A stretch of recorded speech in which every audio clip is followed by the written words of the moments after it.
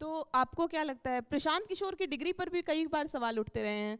JDU के मनीष वर्मा थोड़ी देर पहले हमारे साथ आए थे, वो भी लगातार कहते रहते हैं कि उनसे कोई मांग के दिखा दे, वो क्या पढ़े हैं वो एक बार दिखा दे। प्रशांत किशोर की डिग्री पर लोग क्यों अचानक से इतने हमलावर हो गए? अचानक से विपक्ष या पक्ष के नेता, एनडीए महागठबंधन दोनों लगातार प्रशांत किशोर की डिग्री पर सवाल उठाने लगे। देखिए, जिन पे पहले सवाल उठा है कि भाई ये 9वीं फेल है, अगर वो इससे इत्तेफाक नहीं रखते तो वो 10वीं का सर्टिफिकेट दिखा दें। और आप लोग लोकतंत्र के चौथे स्तंभ हैं। प्रशांत जी से जब भी मुलाकात हो आप लोगों की तो आप उनके शैक्षणिक योग्यता के बारे में पूछिए। तेजस्वी यादव तो कहते हैं कि 9वीं फेल है कि क्या फेल है ये मायने नहीं रखता है। रितेश पांडे की पहचान है, वो सिंगर हैं, वो इस पेशे में अपना है, स्पेशलिस्ट हैं। कोई किसी का पढ़ने मन लगा, मैं क्रिकेट खेलता था, मेरा क्रिकेट में बहुत मन लगा, मैं क्रिकेट अच्छा खेलता था, बाद मुझे समझ में आया तो मैं राजनीति में आया। राजनीति में शुरू से उनके पिताजी रहे हैं, हमेशा से देखे हैं। इसमें पढ़ाई अलग से करने क्या जरूरत है कि डिग्री हो तभी वो नेता बन सकते हैं, नहीं तो हो ही नहीं सकते हैं। कौन कह रहा है कि डिग्री हो तो नेता बन सकते हैं? प्रशांत किशोर कह रहे हैं। नेता तो वो है ही। प्रशांत किशोर कह रहे हैं। वो कहाँ कह रहे हैं कि नेता नहीं बन सकते? तेजस्वी यादव को लेकर लगातार वो तो एक और किसी नेता का मैं नाम भूल रहा हूँ, उदाहरण देते हैं कि वो नहीं पढ़े लिखे थे फिर भी अपने राज्य में बहुत क्रांति करके दिखाए। वो मैं उनका नाम भूल रहा हूँ। वो पढ़े लिखे बिल्कुल नहीं थे। तो 9वीं फेल बार बार क्यों कहते हैं प्रशांत किशोर? क्योंकि वो 9वीं फेल है। तो उसका इस राजनीति से क्या संबंध है? अब राजनीति से क्या संबंध है इसके बारे में तो आपको आदरणीय प्रशांत जी ही ज्यादा बताएंगे, क्योंकि वही 9वीं फेल कहते हैं। लेकिन बात यह है कि 9वीं फेल है और उसके बाद जो राजनीति में भी वो कर रहे हैं, जैसे उनका अभी राघोपुर का वीडियो देखेंगे आप कि राघोपुर की जनता बाढ़ में डूबी पड़ी है, लोग कमर से ऊपर पानी में हेल हेल के जा रहे हैं। और एक तरफ वो वीडियो चलता था, मैंने देखा था कहीं फेसबुक पे ही या कहीं तो सोशल मीडिया पे ही, और एक तरफ वो प्राइवेट जेट में बैठ के वो केक काट रहे थे शायद। तो अब जिस क्षेत्र की जनता का आपको जिम्मेदारी मिला है, पहले वहाँ तो एक बार घूम तो लेना चाहिए था। आज तो लोग पैदल यात्रा भी कर रहे हैं। ये लोग ऐसे नेता हैं जो कहीं बाढ़ आ जाए तो हवाई सर्वेक्षण, ऊपर से हेलीकॉप्टर से ही सर्वेक्षण करके निकल लिए। आज जब से 3 साल से आदरणीय प्रशांत जी रोड पैदल चल रहे हैं, आप देखेंगे प्रशांत जी के पैजामा इतना इतना लेटाया रहता है, कभी कभी वो कीचड़ भी नहीं देखते है तो रास्ते में उसमें पार कर गए। किसी अन्य नेता का दिखाइए पैजामा पे एक चित्ती लगा हुआ भी नहीं आपको दिखेगा।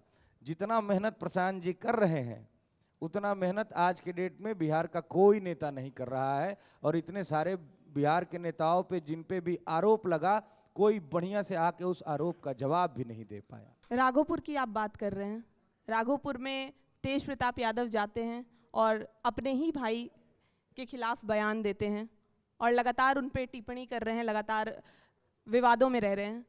तो क्या प्रशांत किशोर, और उनका टोपी जो है, वो गमछा जो है वो येलो कलर का ही है, तो कई बार ऐसी बातें भी आ रही थी कि प्रशांत किशोर और तेज प्रताप यादव में कुछ बातचीत चल सकती है।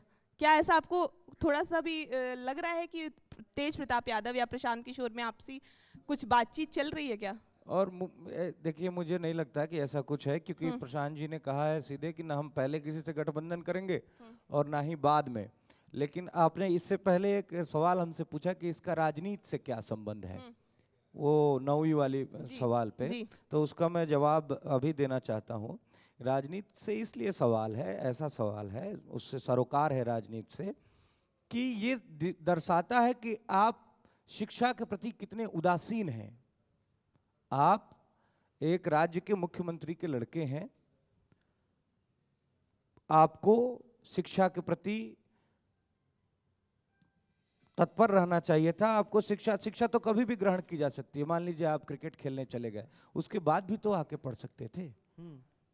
तो आप शिक्षा के प्रति कितने उत्सुक हैं, शिक्षा ग्रहण कितना करना चाहते हैं, वो इसलिए भाई ये राजनीतिक जीवन तो सार्वजनिक जीवन है, तो इसलिए उसका सरोकार इससे थोड़ा बनता है। ठीक है, शिक्षा कर सकते हैं। हालांकि ये बहुत ही लंबी चर्चा है, मुझे लगता है कि आपसे इस पे बार बार पूछने का कोई वो मतलब भी नहीं है। प्रशांत किशोर से भी इस पर बात की जा सकती है। एक आरोप लगता है कि प्रशांत किशोर की पार्टी में धनबल का प्रयोग बहुत ज्यादा हो रहा है। वॉलेंटियर्स 4000 5000 टाइप के वॉलेंटियर्स हैं वो और लोगों को लेके जितनी रैली होती इस रैली में गए, फिर आगे की रैली में गए और वो करते हैं। जमीनी स्तर पे कुछ नहीं है। जो आपके यहाँ से छोड़ के एक दो लोग गए हैं, मैंने एक आध का नाम भी यहाँ पे जिक्र किया कि कहते हैं कि जब से गांधी जी पैदल चले उसके बाद सब पैदल ही बिहार में चल रहे हैं, उसी में से एक प्रशांत किशोर हैं। तो जमीनी स्तर क्या वाकई में आपको नहीं लगता है कि ये जो फोर्स दिख रहा है वो प्रशांत किशोर की स्ट्रेटजी और उनका जो रणनीति है उसका ही हिस्सा है? जमीनी स्तर पे अभी उतनी स्थिति नहीं है। पुष्पम प्रिया भी ऐसा बोल चुकी हैं। हाँ भाई, बोलने वाले जो विरोधी हैं वो तो विरोध ही करेंगे, इसमें कोई बहुत आश्चर्यजनक चीज़ नहीं है। लेकिन आप अगर ग्राउंड पे उतरें, लोगों के अंदर ये है कि भाई नहीं, इस बार हम लोगों को बदलाव चाहिए। अब बदलाव करने के लिए कम से कम 60 से 70% लोग बोल रहे हैं। ये भी नहीं है कि सारे लोग जनसुराज को ही वोट देंगे, लेकिन 60 से 70% लोग बदलाव चाहते हैं। लोग अकुता गए हैं इस बदहाली से, लोग निकलना चाहते हैं ऐसी चीज़ों से। तो हम लोग ये कह रहे हैं कि भाई आज तक आपने जिस चीज़ के लिए वोट दिया वो मिला। आपने शिक्षा और रोजगार के लिए वोट नहीं दिया, इसलिए हमारा बिहार इस स्थिति में है। आज भी साक्षरता दर के मामले में सबसे नीचे है और रोजगार के लिए हमें बाहर जाना पड़ता है, जिल्लत और जलालत की जिंदगी जीनी पड़ती है। बिहार ज्ञान की भूमि रही है। देखिए जिस जगह हम लोग अभी बैठे हुए हैं बोध गया में, भगवान बुद्ध को यहाँ ज्ञान मिला था। भगवान राम यहाँ बक्सर में आके शिक्षा दीक्षा ग्रहण किए थे। कितनी बड़ी विडंबना है कि आज बिहार के बच्चे शिक्षा के लिए भी पलायित हो रहे हैं। उनको अच्छी शिक्षा अगर चाहिए तो दूसरे जगह जाना पड़ रहा है पढ़ने के लिए भी। ये कितने बड़े विडंबना की बात है। बिल्कुल। अभी